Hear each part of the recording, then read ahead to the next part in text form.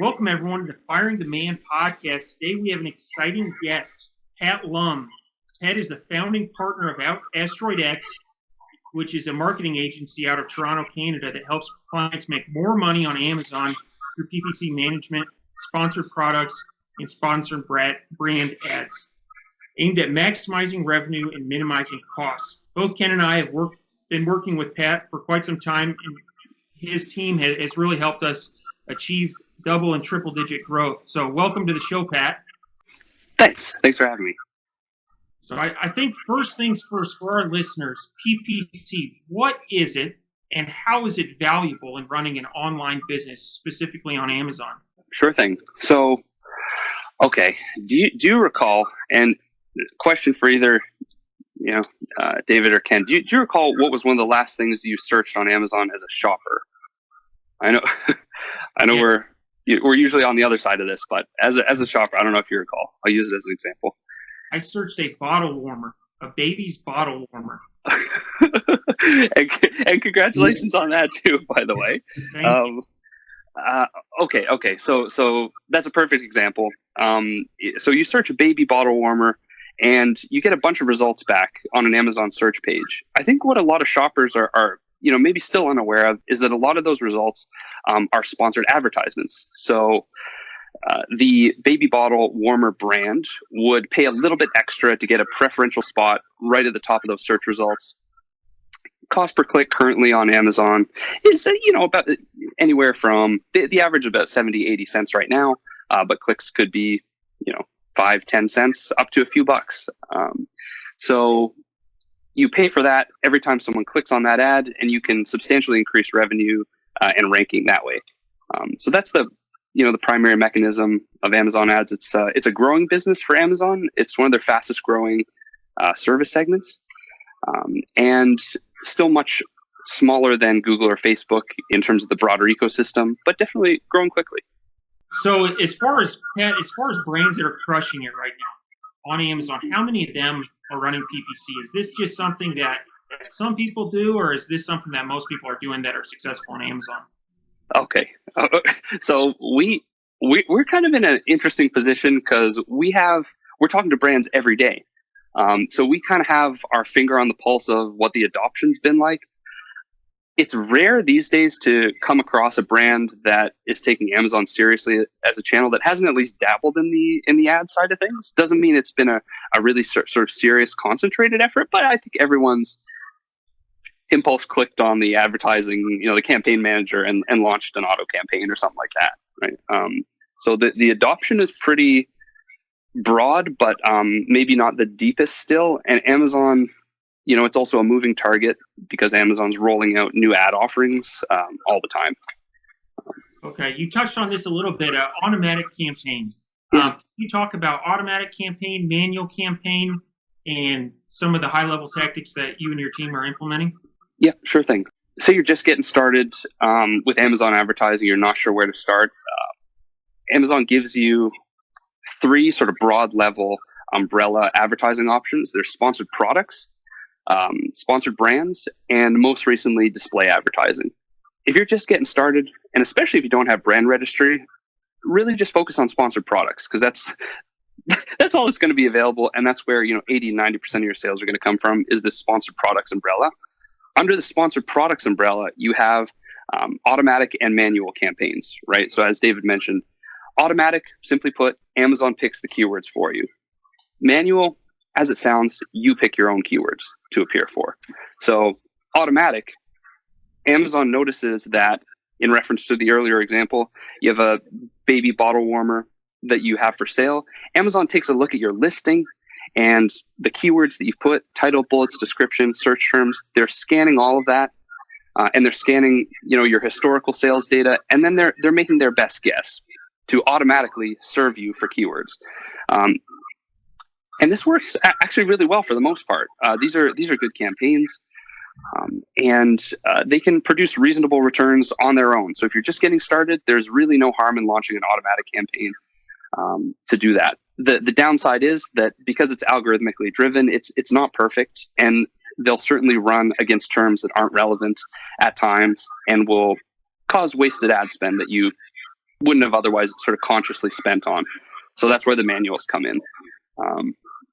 So initially, when we see a lot of sellers getting started, we'll see, up to 60, 70% of your total sales coming from automatic. And that should slowly shift over time as you become aware of what keywords are actually good for you to use. And you'll use those more in manual campaigns. It's not a binary light switch function where you go from auto to manual, after the end of month 3. It's really a gradual shift and reallocation of spend from automatic to manual over time. Yeah, Pat, those are really good breakdowns. So the listeners for our show, if they're just starting out and you kind of broke down the campaigns, kind of what they should be focusing on now. What about spend? Like, is there a recommended spend per campaign, per brand, to get going and get that flywheel moving? Yep, sure thing. So this is a great question, and I want to put concrete numbers to it so that at least people can take away something to play with and they can launch something right after watching this show. So an initial good basic setup would be an automatic campaign with all of your products in it. So if you only have a single product right now, just, we call them catch-all campaigns. Start an automatic campaign with all of your products in it and keep the bids pretty conservative. A conservative bid right now at the time of recording, because these things are dynamic, is 20 to 30 cents, something like that. This will get you some basic ad coverage out of the automatic. In terms of a daily budget, a good daily budget, without spending too much, $10, $15 a day, something like that. You'll want, for the most part, to get a general proof of concept on a smaller budget, like $10 or $15 a day, and then scale the budget accordingly. Because if you have an 100% ACOS, which is pretty egregious, like that means you're spending $1 in ad spend to get $1 back in revenue. If you have 100% ACOS, you'd much rather have that on a spend of $10 a day than a spend of $50 a day, for example, because you'd be spending 5 times as much. So prescription, basic launch, get an auto campaign, put all of your products in it, bid 15 to 25 cents, and set a budget cap of $10 to $15 a day. If you go in the campaign settings of the Amazon Campaign Manager, you can also limit your total amount of daily spend to X dollars. And that'll cap it no matter what, and just make sure that your spend is limited to exactly what it is that you're looking for.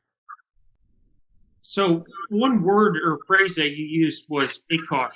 And I remember when I first got started, that was an acronym that I was unfamiliar with, and it made me nervous. I didn't understand everything. Can you explain what ACOS is and why it's important to PPC? Yeah. So ACOS stands for Advertising Cost of Sale. And this is basically your ad spend divided by the amount of revenue that you generated as a result of the ad spend. So for example, if I sell a product for $100, the retail price is $100, and it took me $25 in advertising spend to get a $100 sale from ads, my ACOS is $25 divided by $100 in revenue is 25% ACOS. So it's a rough indicator of how profitable your ads are. I hesitate to say profitable because it's not true profit, but it's an indicator of just how healthy your returns are on ad spend. The average ACOS on Amazon right now, around 30%, should be. You can obviously produce a lower ACOS than that. So in other words, get more profitable returns, but there are drawbacks to that, which we can go over. Okay. So going back to your example about having something for sale for $100 that has an ACOS of 25. Say your overall profit margin on that was 50%, right? Yeah. So you spend $25 on ads, and then you've got $25 left over. Yeah. Can you talk about once you achieve that, once you find these dynamite keywords, how you then scale? Yeah. So if you look at it on a timeline, you've maybe launched some auto campaigns. Auto campaigns are good for data generation. So you're letting Amazon get suggestions for you. You're pulling those suggestions out and then deliberately running ads against those suggestions that worked in the auto campaign. So the auto is like the testing ground, the petri dish, the whatever you want to call it, where the sort of natural selection of ads takes place, where you're getting winners and you're also finding out stuff that doesn't work so well. You then take the best out of the autos and you run manual campaigns specifically for those terms. There's a few ways to scale it from there. You could increase the bids on terms that work really well. So say, for example, in the numbers example that we're running with, say your goal is you have a $100 product and you can spend up to $25 for that acquisition. Your profit margins are 50%. That means you pocket $25 on that $100 sale. But say you have a term that pretty consistently gets you a sale of $100 for $10.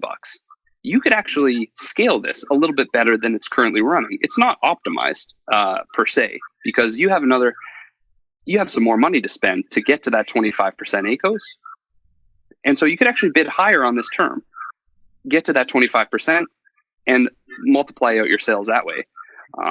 Another obvious way to scale, so that's increasing the bid, one way to scale for sure. Increasing budgets, obviously the other way, where if you find that baby bottle warmer just has, I don't think it does in reality, but it just has so much search traffic, right? It's just so popular. Everybody's looking for them because there's the next baby boom and everybody's having all these kids. And there's 1 million searches a month for it. You can obviously scale in proportion to how much search volume the term has. So raising your bids, raising your budgets, and then also in terms of scaling, say, for example, you have baby bottle warmer, but could you try going after just bottle warmer? It's a little bit more general. I don't know if it'll apply, but it's something that you could test. Or bottle warmers for babies, or infant care, or first first 6 months, or bottle supplies. There's a bunch of synonyms that you'll notice after a while that start cropping up in association to the keywords that you already have. And so if you run ads against those, you're basically opening up new lanes and new revenue channels. Each keyword is a new revenue opportunity. And so that's probably the most popular and reliable way to scale.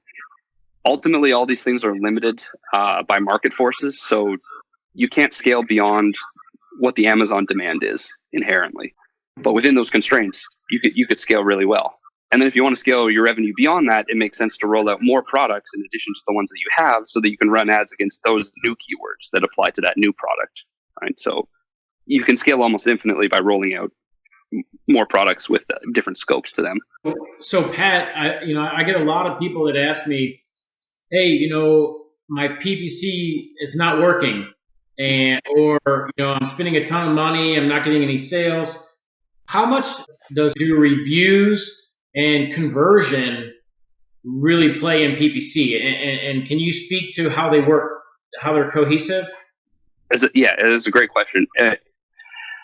You can run as many ads as you want, but if you can't convert any of the traffic, you're just spending, and you're not going to get a great return. So in a way, it's basically the most important thing to get right initially. Right? You have to have some understanding of your natural sort of resting conversion rate on your product before you know if it's even a good idea to run ads on it, because it might not be. Or some members of your portfolio are better suited to advertising. So for example, you have the average conversion rate on Amazon is about 10%, right? Amazon calculates conversions by this unit session percentage metric, where basically out of 100 sessions, so if you have 100 people on your listing, how many units do you sell as a result of those 100 people visiting the listing? The average is about 10%. So say we're at a 10% average. We now know that if we get 100 clicks, so 100 sessions, we should sell about 10 units of that, right? And so if you just do the math, you know how much your product costs, like how much revenue you'll get per sale, you know the cost per click, and you know your conversion rate, you can already predict what the ACOS is going to be. You already know. And if that ACOS gels with your margins, then great. But if your conversion rate is so low, like say your conversion rate was 3%, you were only converting 3 clicks out of 100, The ads may never work on that ASIN, at least, because it's just converting too much. Like, the worst case scenario would be if the cost per click is very high because you're in a competitive space and your particular conversion rate is very low, your ACOS is bound to be prohibitively high, right? And your margins were bad. Oh my gosh, like that's the worst. That's the trifecta of like how bad it could be, right? And on the flip side, you're converting at a 30%, so almost 1 in 3 are buying, which does happen. I've said, we see it all the time. Maybe okay, so a really good listing would convert at 20%. So it sells 20 units as a result of 100 sales. We know we're getting those 20 sales. Our cost per click is in the middle right now, so 60, 70 cents. We've got a healthy price point, so maybe $20, $25, something like this, or more. More is often healthy, and yeah, and you have all those things, your ACOS is going to be just fine, and you're going to be able to run ads that gel with your margins. It's like that. So what you're asking, Ken, is the most important question in many ways when you're setting up the ads is, the ads could be doomed to failure from the onset if there's not a proper conversion rate in place, which anything below 5% is dangerous. You can get this information for yourself in Seller Central if you go to reports and then business reports. And then you look at the detail page sales and traffic numbers. You'll be able to graph out your conversion rate as a graph for the entire year and just see kind of where you're at with that. So for the beginner seller, would you recommend that they achieve a certain level of reviews or really get their listing optimized before they flip on PPC? Or do you think it's an essential part of a product launch strategy? PPC can be used for product launches, but just be aware that if you're running ads to a listing that doesn't have any reviews, the conversion is most likely going to be lower than if you had even a review, right? So often what we recommend is optimize your listing for sure. So polish up the text, the bullet points, the description, and the back-end search terms. Do that before running ads for sure. And get the best photos that you possibly can. These will improve your odds. And also, because Amazon's scraping the text content to inform the automatic campaigns, you're going to want to have a pretty good sort of educated idea of what keywords would already convert for your listing and have that built out. So you have the thing, and then you run ads to the thing. At this point, you can still have no reviews if the conversion rate is prohibitive. Without any reviews. The early reviewer program is good, and Amazon's just opened up Amazon Vine to brand registered sellers. So these are Amazon internal programs to get reviews because it's not 2014 anymore, and you can't just send out coupons and get reviews back. Amazon's taken a hand in the review acquisition process and giving sellers some tools to get at least light the match and sort of get that process started, because the social proof in reviews accounts for a lot of the conversion power. And I want you to know I wrote down Amazon Vine. I haven't heard of that. I've heard of the Amazon Reviewer Program, and I think for any of our listeners that are sitting in the car right now driving, we're going to post this in the show notes. It's Amazon Vine and Amazon's Early Reviewer Program, because I know that was one of my biggest struggles was when I launch a product, I want to get reviews. And so those are two awesome recommendations. Thank you. Yeah. I don't know if this feature is here to stay, but as of January 2020, they also have a request a review button. If you go to the order page, you will now be able to request a review manually, as opposed to using the buyer-seller messaging system to go after reviews that way. They know sellers are doing it, and they know that reviews are still a core need. So Amazon's just trying to put some infrastructure in place to facilitate that activity instead of have it be all Wild West. Yeah. So Pat, I was gonna find out now. If you're just starting out, you obviously, if you don't have a trademark, you have to kind of wait to get your trademark going. Brand registry. How powerful is that for PPC? Does it kind of take you to the next level, or can you speak to that?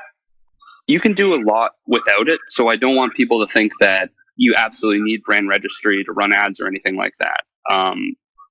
The advertising tools that are available to you without brand registry are just sponsored products.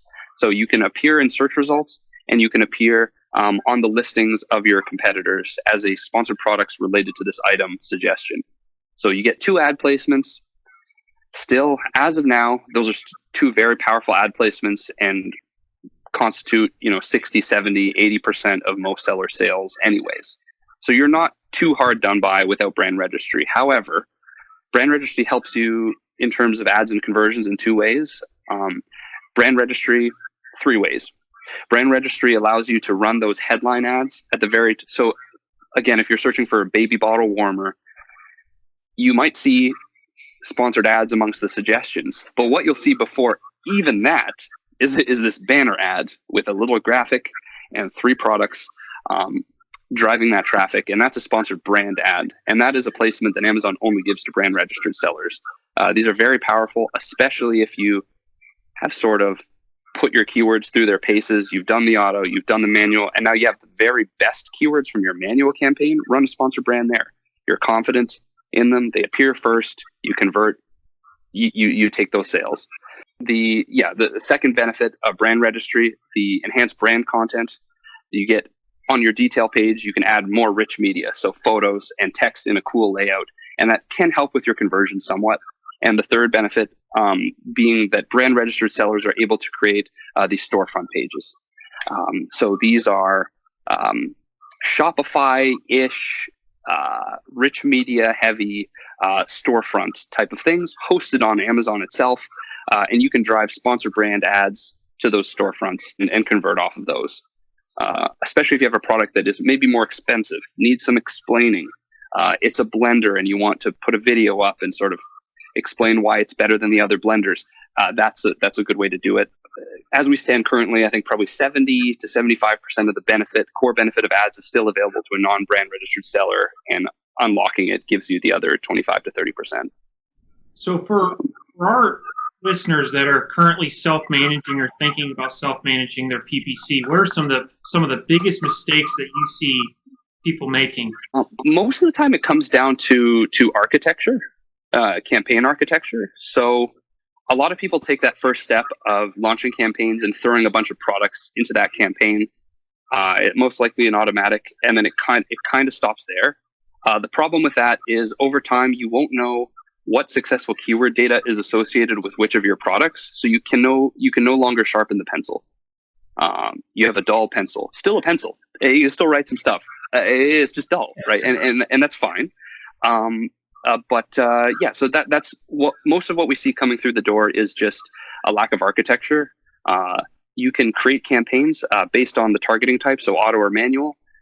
But we go a step further than that and create campaigns around, okay, this is a manual for this specific ASIN with a specific match type. So this is a phrase match type, and we're doing, dynamic bidding on it or whatever. Like or it was too expensive and then they shut it off, which again is understandable because at the end of the day, it's all about the bottom line. So the ads have to produce a profit, whether that be from the ad sales themselves or from organic sales as a result of the ads boosting your ranking. But if the ads were too expensive, and you shut them off, you kill some of the additional sales that you would have got, and that could decrease ranking. In a handful of cases, though, not running ads is the right thing to do, especially if you have really slim margins, and it could be cost prohibitive. If you're a distributor or you're reselling units, and your margins are 10%, ads can be really, really tough because that's the ad spend eats right into your take home on those units, and it's not viable. But if you're private label, if you have a brand and your margins are 15, 20, 30, 40%, that leaves a little bit of headroom to acquire customers and then build the business off that. Yeah. So, Pat, one thing on kind of pro of PPC, could you speak to, I hear some people saying, oh, well, I don't run PPC. And then I think, well, what about keyword ranking, and organic sales? Can you kind of explain how PPC can affect your organic sales, your keyword ranking? Yeah. So everybody is probably familiar with Google as a search engine, or YouTube as a search engine. I'll use YouTube because everybody looks at a YouTube video from time to time. YouTube as a platform needed to decide what made a video important and which video should we show first. They decided it was watch time. So the more people are watching videos, that metric indicates that there's some engagement there and that the video is a good video, and we should show it in more places and for more keywords when people type in something and they're searching it on YouTube. Amazon doesn't have watch time, but what Amazon has are purchases, customer satisfaction, return rates, things of this nature. But on Amazon, nothing really gets done without transactions and purchases. Just, at the end of the day, it's about who's selling, and that is a leading indicator to Amazon about which products are more important and which ones should we show higher for keywords. And so PPC can really be that last leg push. Like say you're ranked on the second page for baby bottle warmer, and you run a manual exact campaign with a high bid for baby bottle warmer, and it's just that. You can really, and you get an additional 2, 3, 5 sales a day from that manual campaign. Amazon's going to say, hey, and it's going to sort of count that towards your score, your ranking score for that keyword. Your ranking will increase. You'll get to the bottom of page 1. You say, okay, this is great. Let me keep going. You up the bid a little bit more. By the way, this is sort of a larger business game, but if the ACOS is running at a break even or a loss, but you notice that your ranking is improving for baby bottle warmer, and as such, you're getting some of those page 1 organic sales, the ad spend could still be worth it. You could be breaking even on the individual isolated advertising sales, and so that's not good to break even ever, but the increase in organic sales is justifying that activity. So you're not profitable on the ad sales, but you're more profitable in the wider context of the organic ranking. It's just something to consider. To be honest, it's not something I would consider out of the gate. This is something that larger sellers often consider because they can, sort of afford to invest in ranking. But if you're just getting started, just do what we were chatting about earlier, where it says, it's a modest budget, modest bids, get your ads out there and scale that out of a smaller concept. Be profitable in a smaller bubble and then expand out in concentric circles. Now, you had mentioned some new types of advertising, and there's one in particular that we're launching on my brand this week. I'm interested if you're going to know what I'm talking about. Can you talk about some of these types of ads and what the results in? New to Amazon now, for sponsored brand sellers are video ads, and it just makes sense if you think about what convinces a person to buy something. It's still physical stuff that they sell on Amazon. So ideally, we don't do it through a screen. You'd want to touch it and you'd want to feel it and you'd want to hold it upside down and examine all the angles and maybe take it out of the packaging, just like what you do in a retail store. So Amazon still has to bridge that gap between a digital experience and a physical retail experience. So if you just think about it in terms of incremental steps, they started with, text and photos. The next logical step is video. And as such, they're rolling out the capabilities to do that. So sellers with brand registry can now upload a short video, less than a minute. I think it's 45 seconds right now.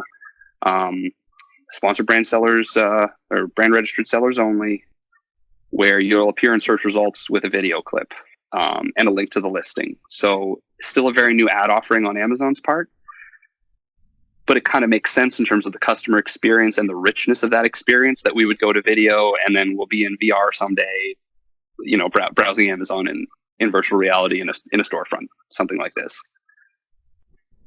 Man, that's wild. That's wild. I know I had a meeting with my account manager last week and he was showing me some of the results from these early video ads and they seemed like a really good opportunity and something I'm excited to implement and see how it goes with my products.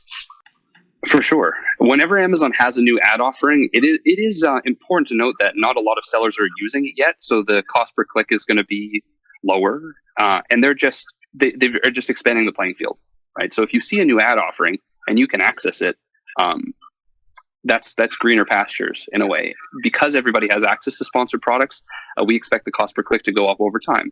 as market forces sort of act on it. But Amazon's opening up these new fields all the time, and that's more white space. Yeah. So Pat, as we're talking about the kind of white space or competition, as Amazon opens up these new avenues and these new channels for revenue for their advertising platform, can you speak to the competition of the overall ad platform on Amazon in general? Is it getting worse? Is it getting better? I mean, thankfully, we have other platforms to look at to see what's happened in the past. Amazon will have its own sort of nuances, but if you look at Google and Facebook, what's happened with them is that the cost per click has increased over time. Inevitably, more sellers come on the market. They bid up competition for the keywords. The keywords are done in an auction style, so it's the most relevant and the highest bid click that in conjunction that win the auction. So we expect cost per click to increase as more sellers come on the platform. Amazon's doing a couple things about this. Obviously, they're expanding the ad offerings.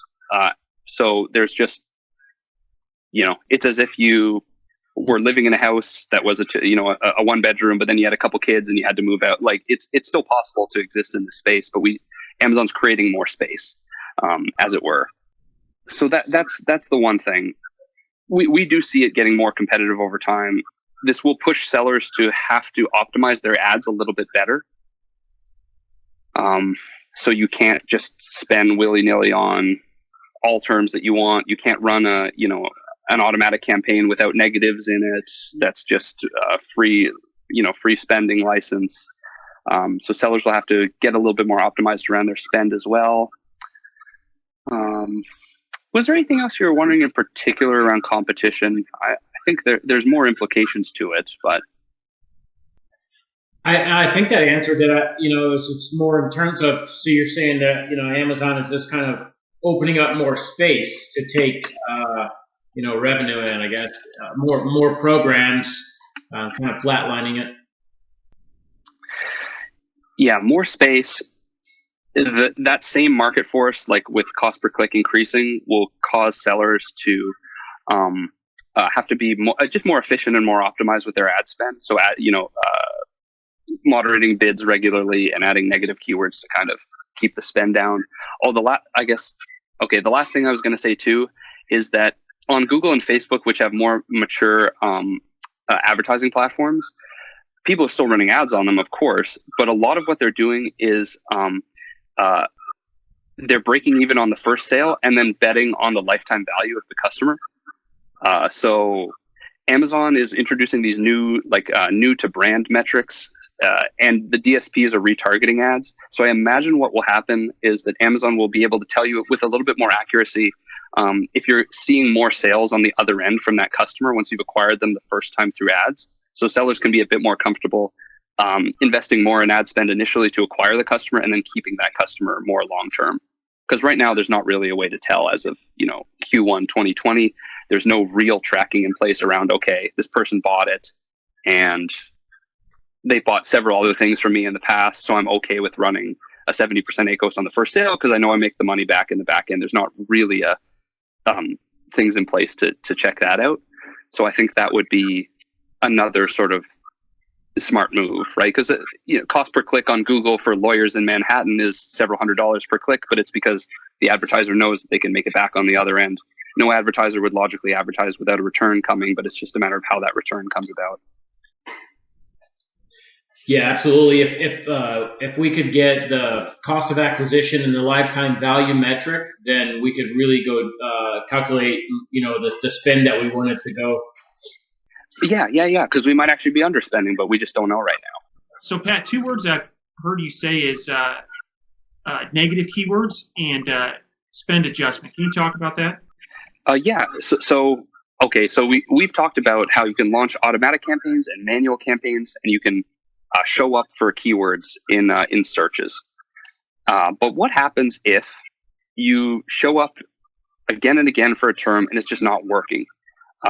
It would be really devastating if you just had to run that ad over and over again if you knew it wasn't working. So instead, Amazon gives you the option, as with other advertising platforms, to add a negative keyword, which is the opposite of a positive keyword or a regular keyword, where it says, you run an auto campaign, the results come back, you say, hey, we really love running ads for baby bottle warmer, but for whatever reason, just the auto was showing us for crib accessories, and it wasn't working, right? So you can then go add the keyword crib accessories as a negative exact to that campaign, and that campaign will never show you for that term again. That's what a negative keyword is. And then the second way to reduce sort of your spend is to adjust the bids down.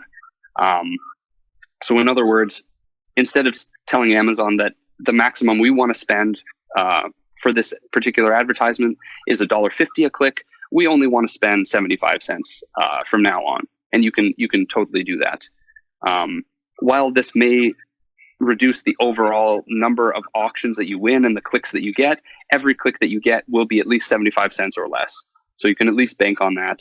And if that is coherent and it makes sense with your conversion rate, then that's a better deal for you as the seller. As we transition to the next part of this episode, I want to share a story about my path with PPC and how you and I met up. I started PPC in 2018, and because I'm CPA and there's a lot of Excel data, I naturally thought I'm going to be awesome at this. And so I self-managed throughout 2018. And as I continued to add products, it took more and more time every week to go in and adjust my bids and really manage it correctly. I used a tool called Selix to kind of help out with that, but I could never really get my ACoS under control. In April 2019, I shared this with Ken, and he said, you should reach out to Pat. And so I've been working with you since, for 8 months, and I just closed my books for 2019, and you can see an inflection point in my sales in April, starting in April, and that's just PPC sales. And if I look at when I was self-managing versus when I outsourced this to you, my sales on just PPC have increased 146%. And Ken, I know you have a similar story. I'd be interested in you sharing that. But all of this leading up to what are some advantages of outsourcing this? The time is probably the biggest one.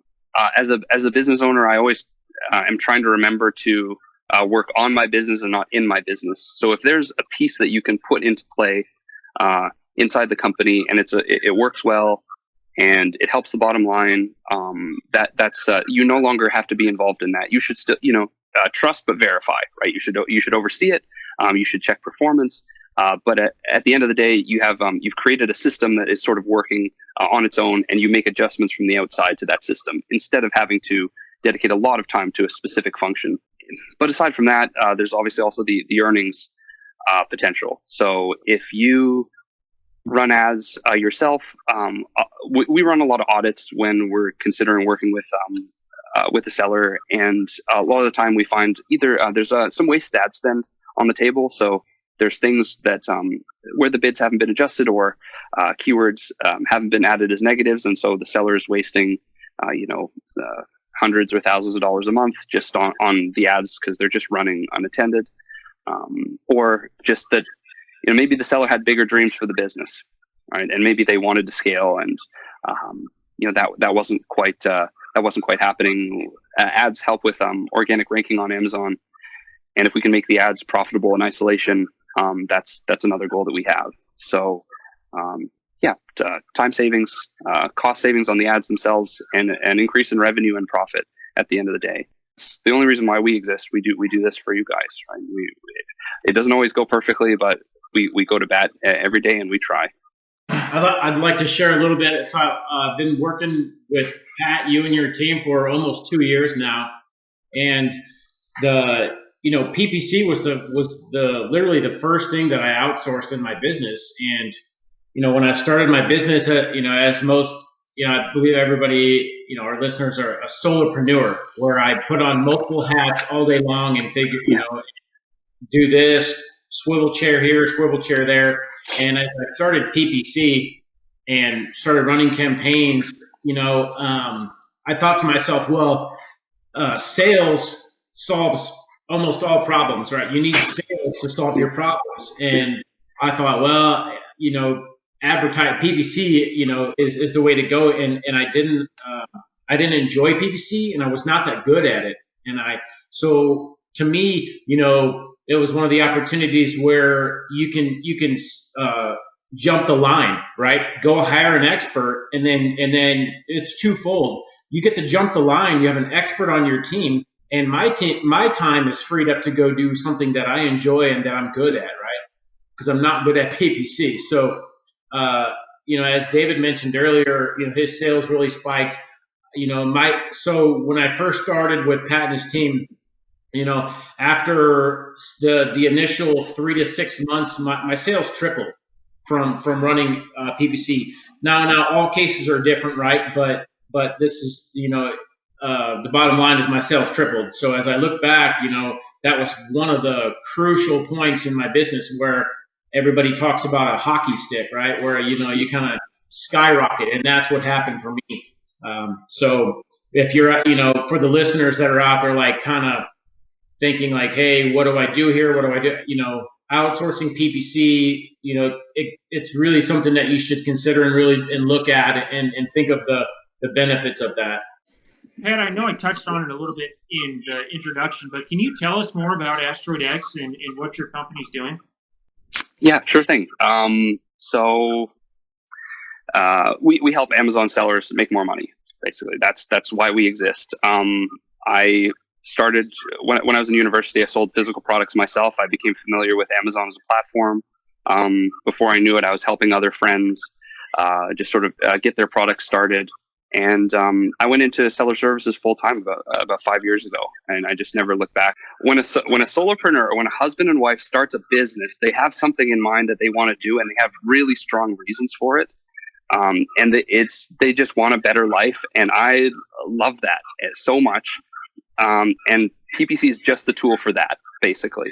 I wanted to spend my time helping people on a high leverage platform like Amazon, where anybody can set up shop and become who it is that they were supposed to become the whole time. And this is the vehicle for that. This is what we do every day. And so when we put together a bit of a team here, it's a room here in Canada, okay, and we just run ads all day. That's all we do for Amazon, specifically in the States. So it's pretty specific right now, and I'm having the time of my life. You had mentioned a special offer for Firing Demand listeners in terms of a discount. Can you talk about that? Yes, sure thing. So if you're listening to this right now, you're already on the right track. This is a great place to start to just get your independence back, and kind of this is what I think life is about.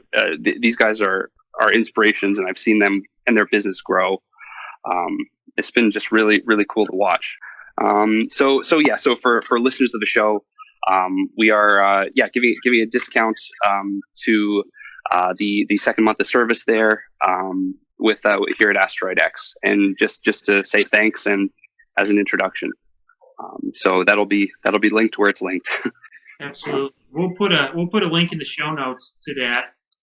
Matt, we really appreciate that, and we really enjoy working with you, and hope that some of our listeners can learn from Ken and I and understand that getting PPC off your plate, if it's not something that you enjoy, get it off your plate. Boy, does it feel good to go from 10 hours a week to just a couple hours a month, and having total experts take over your account management. So thank you. Thanks for being on the show. Before we wrap things up, there are 3 questions that we ask every guest. What is your favorite book? Lately, I've really liked Be Our Guest by the Disney Institute. It's I didn't know this, but Disney has like a Disney Institute where they teach corporations. So they published a book called Be Our Guest. It's about customer service. Excellent. Second question, what are your hobbies? Most recently, it's been just weights, some weightlifting, and you know, come the springtime, I'm probably going to do an internet challenge. It's called 75 Hard. It's an exercise and sort of a discipline program. I've heard of that. It's no booze, workout twice a day, and what are the requirements of that program? If I recall, there's no alcohol, no cheat meals. Follow a diet, 10 pages of reading in a given day, 2 exercise sessions, each of 45 minutes. One has to be outside, a progress picture, and 10 pages of reading from a nonfiction book. It's grueling, and I did it last spring as well. I'm trying to make it an annual thing. We'll see, but it's a good one. It's a good one. Yeah. That's awesome. And our last question, what do you think sets apart successful e-commerce entrepreneurs from those who give up, fail, or never get started? So I think that falling in love with your first product and over-investing in inventory is a problem. You should, even if you absolutely 100% believe in the product, once the initial sales data comes in from a few months, you should be willing to modify, tweak. If the conversions aren't where you need to be, just change until you get something right. And even then, I think the understanding that on Amazon, at least from what we've seen statistically, 1 in 5 to 1 in 10 products will be hits. Assume you're 1 in 10. And that'll get a lot of the sales. A lot of the sales will concentrate around that ASIN, and then the rest of them will be base hits or sort of, not perform as well, and you won't know why. And that's just part of the game. And so if you launch, 10 more products, you'll get another couple hits, and that's kind of how it is. It's just put more fishing hooks in the water, get market share that way. That's a really, reliable way to build the business. There's more logistical questions that come along with introducing more SKUs, more sizes, more colors, but that's part of the game as well and part of the challenge. And most recently, I've realized that this customer obsession and thinking about the end user of the product absolutely as much as you can. When you make a decision, start with the customer and work backwards is a powerful mental framework for building a good business. Man, I wish I would have heard that getting started, especially that piece about not falling in love with your first product. But it happened to me. It happens to everybody, I think. Maybe you do have to just go through that and learn from it. But when I launched products, I thought just put too much money in up front. I thought this is the perfect product, just the way I've designed it the first time. And there's something wrong with it. You don't know what it is right now, but it's there's something. So anyway. Yeah. Well, Pat, I appreciate joining us to the Firing Demand Nation. Go out and check out AsteroidX.com. Where can everybody get a hold of you? Oh yeah, so the site is just it's because we're up in Canada. It's just AsteroidX.ca, and my email is Pat, so PAT @AsteroidX.ca. Just feel free to drop me a line, and just thank you so much. Yeah, really appreciate having you on the show, Pat, and you dropping all the knowledge bombs and giving everybody the scoop on PPC. Really appreciate it. Awesome. You bet. Thank you so much.